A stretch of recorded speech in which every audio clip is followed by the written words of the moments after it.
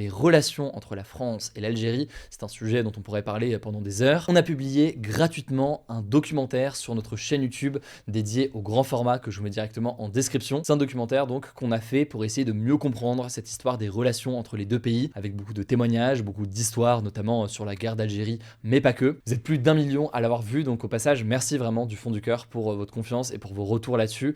C'est des choses qu'on pourra faire à nouveau à l'avenir. Je vous laisse avec Samy pour les actualités en bref et je reviens juste après. Merci Hugo et bonjour à tous, on commence avec cette actu. En Ukraine, au moins 34 personnes ont été tuées et 117 ont été blessées ce dimanche après un bombardement russe qui a touché le centre-ville de Soumy au nord-est de l'Ukraine. Il s'agit de l'une des frappes les plus meurtrières de ces derniers mois selon les secours ukrainiens. Sur X, le président ukrainien Volodymyr Zelensky a qualifié, je cite, de salauds les responsables russes en charge de l'attaque. De son côté, Emmanuel Macron a appelé à des mesures fortes pour imposer un cessez-le-feu à la Russie et les États-Unis estiment que cette attaque contre des cibles civiles dépasse, je cite, toutes les limites de la décence. D'ailleurs, Volodymyr Zelensky a appelé Donald Trump à se rendre en Ukraine pour constater les ravages causés par l'armée russe lors d'une interview diffusée ce dimanche par la chaîne américaine CBS et tournée avant le bombardement.